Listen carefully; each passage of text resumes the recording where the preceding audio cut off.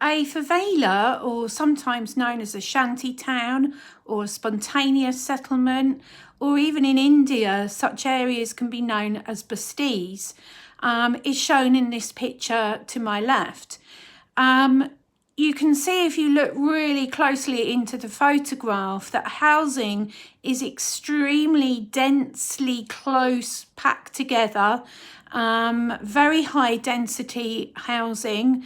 And in this particular photograph, which is showing Rosina in Rio de Janeiro, you can see that much of the settlement itself, the favela, is built up the side of quite a steep hill, and it is in fact on the outskirts of the city itself.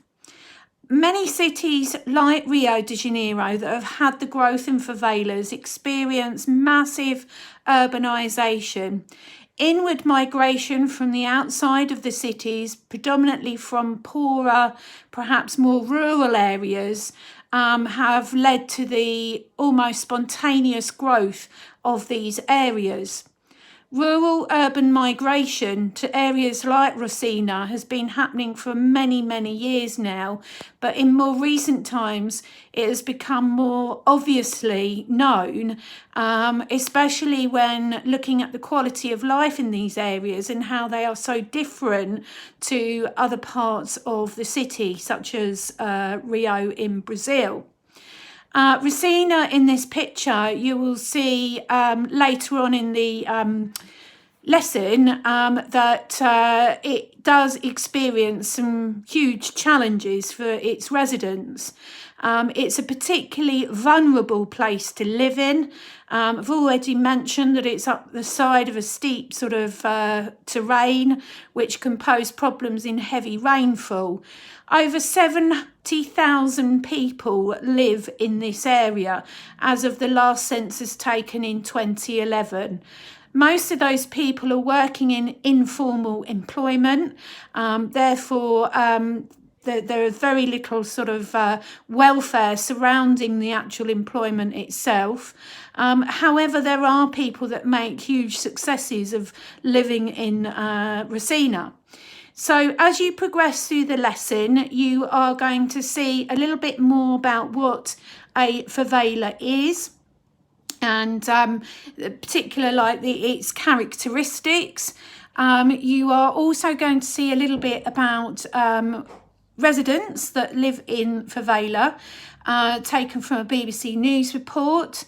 And finally, it'll be important for you to understand the actual kind of characteristics of the favela in terms of construction. The biggie for this lesson is for you to construct your own favela.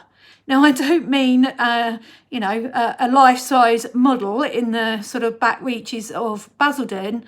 I do mean like a small, tiny model, and there's some examples that other pupils in the past have done towards the end of the presentation.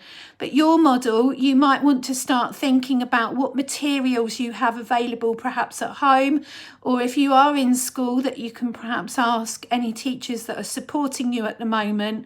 Ideal materials are things like cardboard, scrap bits of paper, you'll need glue, scissors, perhaps some sellotape. You might want some felt tips, some colouring pencils to actually draw on particular features of the favela. I have seen some really good examples where people have sort of almost done their own little washing lines with clothes hanging and things like that, and little shop fronts and so on. So as you're watching all the clips, following the lesson, keep that in the back of your mind about creating your own favela model. Okay, so enjoy the lesson, and it'll be really good when you get to the end of the lesson, and if you do complete your model, create your own model, then please do take a photograph, email it in to me, kme@Woodland School, and it'll be absolutely fantastic that we could showcase it to other pupils.